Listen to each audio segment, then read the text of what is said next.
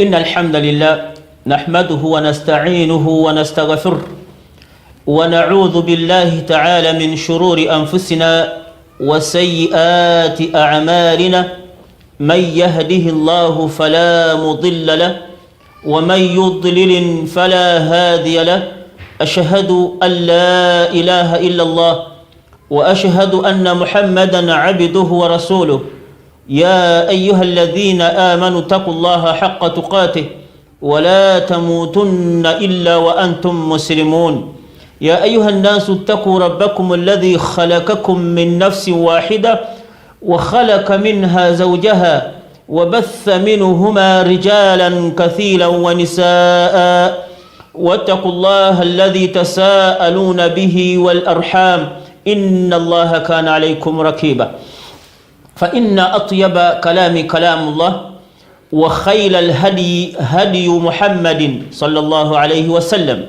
وشر الأمور محدثاتها وكل محدثة بدعة وكل بدعة ضلالة وكل الضلالة في النار أما بعد أيها المستمعي الأكارم أسأل الله سبحانه وتعالى الذي جمعنا في هذا الوقت الطيب المبارك أسأله سبحانه وتعالى أن يجمعنا مع النبي في الجنة إنه ولي ذلك والقادر عليه. موضوعنا اليوم بقدرة الله سبحانه وتعالى تحت عنوان الفتنة في الأمة وآداب الاختلاف بل فقه الاختلاف. oluvannyuma lw'okutendereza Allah subhanahu wa ta'ala n'okusabira okitiibwa nabbi Muhammadin sallallahu alayhi wa sallam, mwebaziza okitiibwa Allah subhanahu wa ta'ala atukuŋŋaanyiza wano mu kiseera kino eky'ekitiibwa okubeera nga tugenda kwejjukanya ku mateeka ag'okitiibwa Allah subhanahu wa ta'ala, nga tumaze okulanga omutwe gwaffe waggulu gwe tugenda okwogerako olwaleero, wa huwa adaa'u fil umma, nga ensonga eyo gye tugenda okwogerako bwe bulwadde obusensedde umma eno y'obusiraamu, eno namutta olwaleero gye tusaana omuntu okubeera nti agitegeera, ala wahiya alfitinatu au ikhtilaafu fil umma, okwawukana kw'obusiraamu n'embeera omuntu gye yalisaanye okubeeramu ng'ayawukanye ne munne, oba fiqhu al ikhtilaafun, omuntu asaana kukozesa bukugu ki okubeera nti bw'aba afunye enjawukana ne munne basigale nga bakyali omuntu omu, kama awsaana nabiyu sallallahu alayhi wa sallama wal kitaabu al karim. al ikhtilaafu fil umma, okwawukana mu umma, inna al muslimina, mazima abasiraamu, lan yanaalu li'izzatahum wala sharafahum, tebagenda kunaku na lumu kufuna kitiibwa kye baali balina oba kubeera nga baweebwa kitiibwa, illam yuwahidu kalimatahum, be banaabeera nga tebagasse kigambo kyabwe ne kibeera kimu, au jamua shamlahum, oba okuŋŋaanya embeera zaabwe oba okugatta embeera zaabwe bonna zibalina. Kalla wallahi, tebagenda kubeera nga bali bumu, tebajja kufuna izza mu nsi yonna. lianna alladhi awsaana bilwihda, eyatulaamira okuba tubeere wamu, huwa Allahu subhanahu wa ta'ala, wa ja'ala baynana mukawimaati lijtimaa'i, n'atuteekerawo ebintu ebitugatta tuleme okwawukana, ebitalina umma ndala. ebintu bino byebiruwa? alam yaj'alu Allahu subhanahu wa ta'ala ilahana wahida, Allah teyatufuula nga katonda waffe ali omu, wa huwa Allah, ffe tetulina bakatonda basukkako omu. ze zino mukawimaatu lijtimaa'i, ebintu ebitugatta ffe ng'eno umma, okwawukanako ku bantu abalala oba okwawukanako ku umamu endala, ebibiina ebirala. Allahu wahidu, Allah ali omu, wa diinuna wahid, n'eddiini yaffe busiraamu tuyineemu, tetuyinaayo diini ndala etwawukanya nti twawukanya olw'okuba tetwawukanya eddiini. wa nabiyuna Muhammad sallallahu alayhi wa sallam wahid, ne nabbi waffe atutuusaako Allah gwe yalonda okubeera nti yasembayo mu bannabbi bonna ali omu.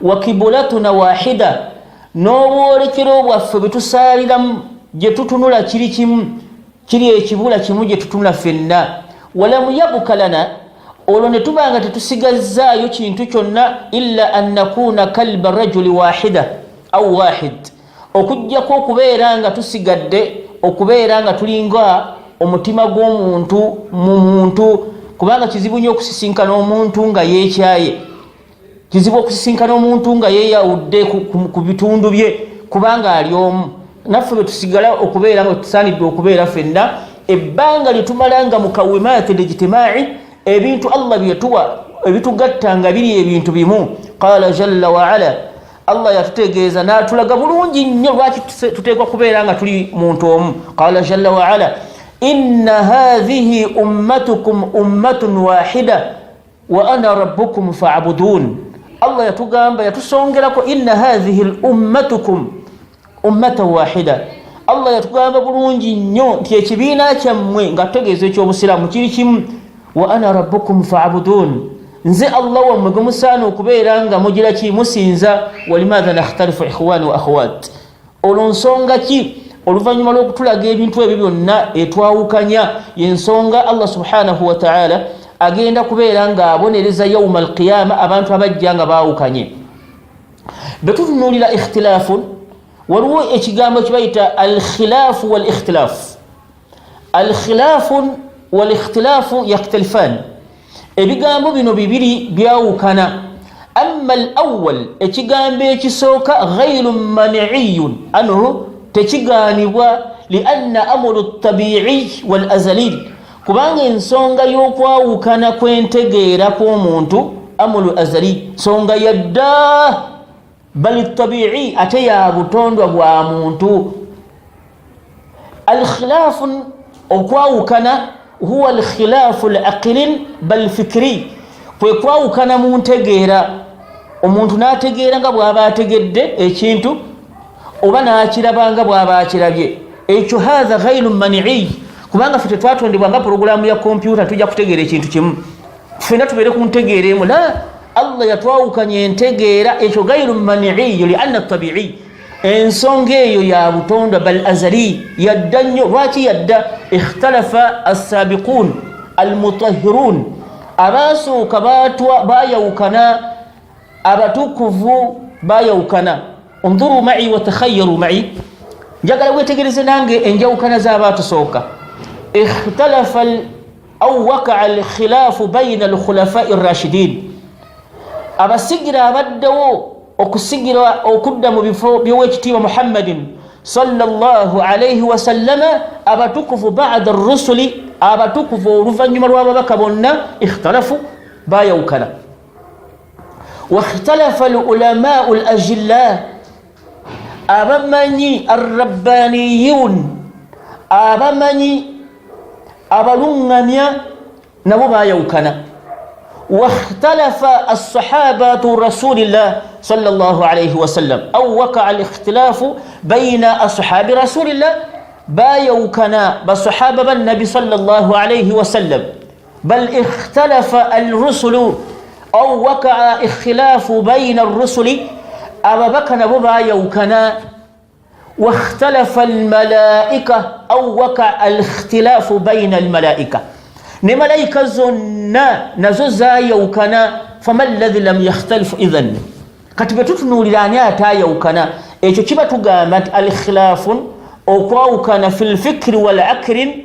au fi laqlin okwawukana mu ntegeera ne mu ndowooza ne mu ndaba ekyo amurun ghayru mazmum ensonga eyo tevumirirwa era ensonga eyo terina buzibu bwonna singa twawukana mu ntegeera walakinna almazmumun naye ekivumirirwa bal almanhiyu anhu ikhtilafu alqulub kwawukana kwaki kwawukana kwa mitima betwawukana mu mitima ekyo ghayru masmuh tekikkirizibwa bal mazmum bal manhiyu anhu kivumirirwa era kibeera nga tekikkirizibwa lianna alikhtilafa fi lqulub okwawukana mu mitima yasuudun kireeta al amrad alqulub endwadde z'emitima alhasadin omuntu afunwa ensaalwa walghil afunwa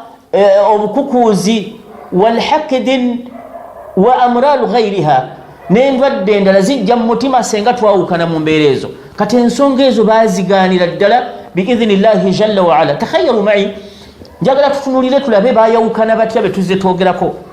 Tugambye nti enjawukana zadda naye kwawukana mu ndaba ne mu ntegeera, naye tokkirizibwa kwawukana ng'oyawukana omutima ne gujjamu endwadde ezo ze twogedde waggulu, ne tujjamu endwadde alghil, ne mubeeramu obukukuuzi, ne mubeeramu alhasad ensaalwa waltakabbur n'okwekuza ku muntu munno. Ezo endwadde zijja lwakuvannyuma lwakugira ki? Lwakwawukana. Falidhalika anna alikhtilaafa alqulubi, okwawukana mu mitima amrun madhmumun bal manhiyu anhu, nsonga evumirirwa ate nga yagaanibwa inda Allahi subhanahu wa ta'ala. Kaifa ikhtalafa alkhulafau arrashidin, twagala tutunulire baayawukana batya.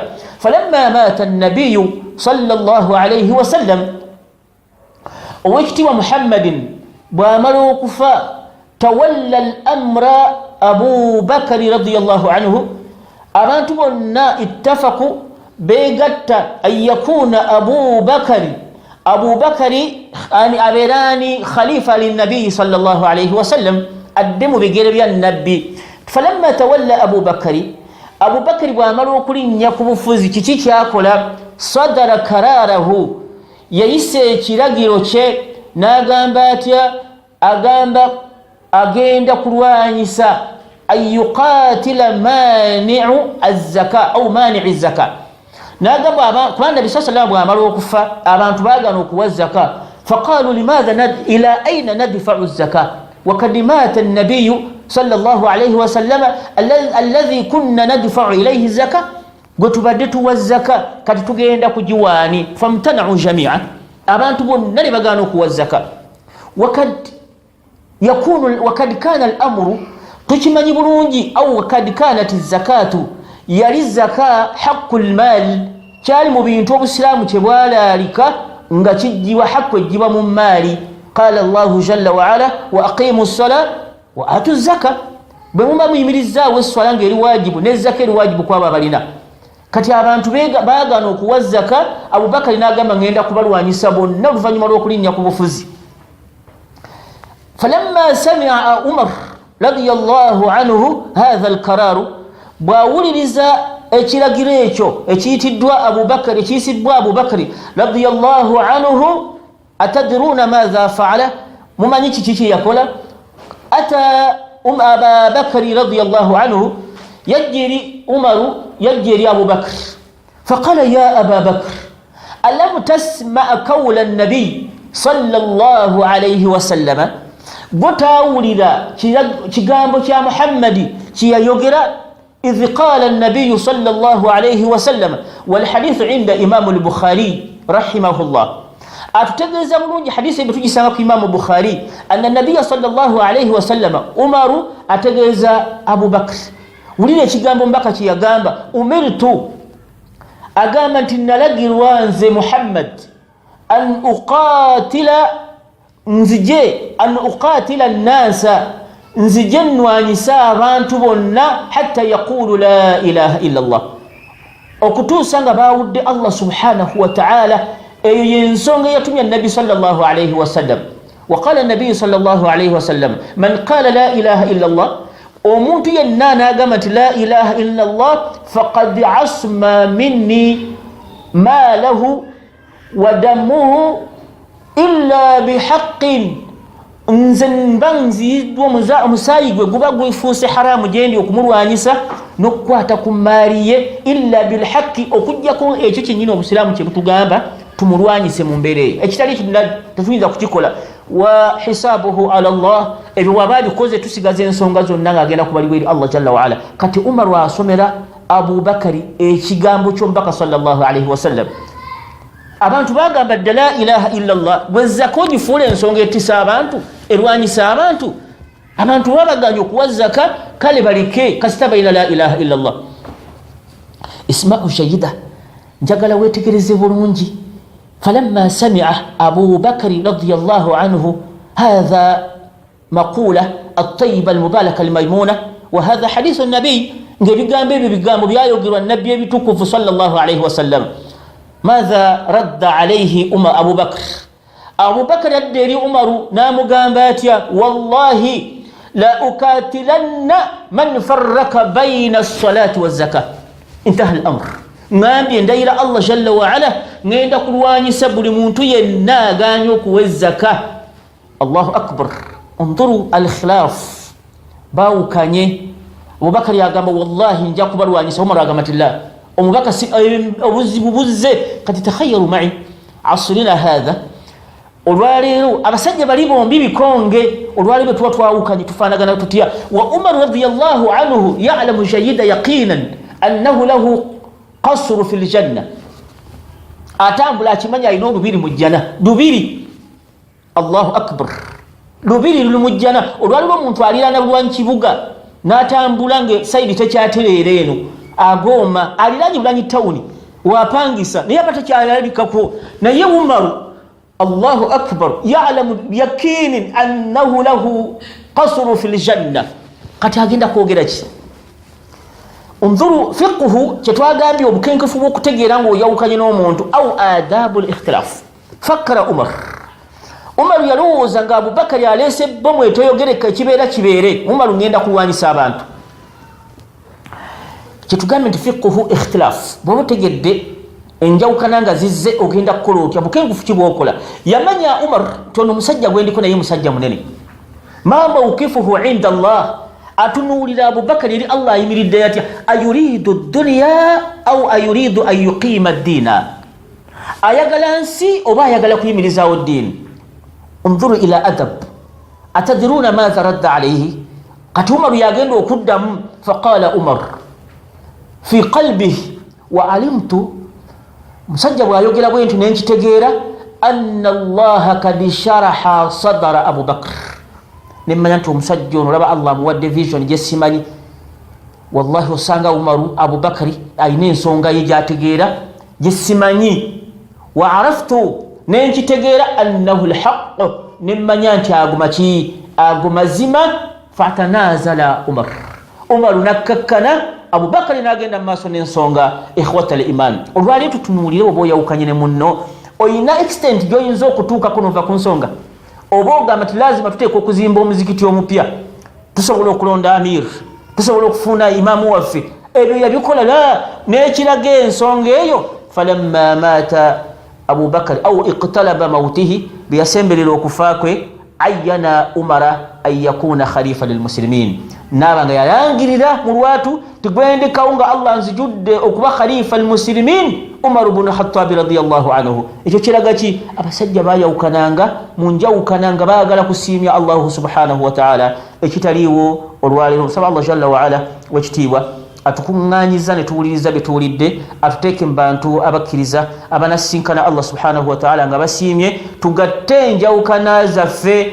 insha Allah subhanahu wa ta'ala tusisinkane ku mulundi oguddako bi'awnihi subhanahu wa ta'ala innahu waliyu dhalika walqadiru alayhi walhamdulillahi rabbil alamin. يا من أجبت دعاء نوح فانتصر وحملته في فلكك المشحون يا من أحال النار حول خليله روحا وريحانا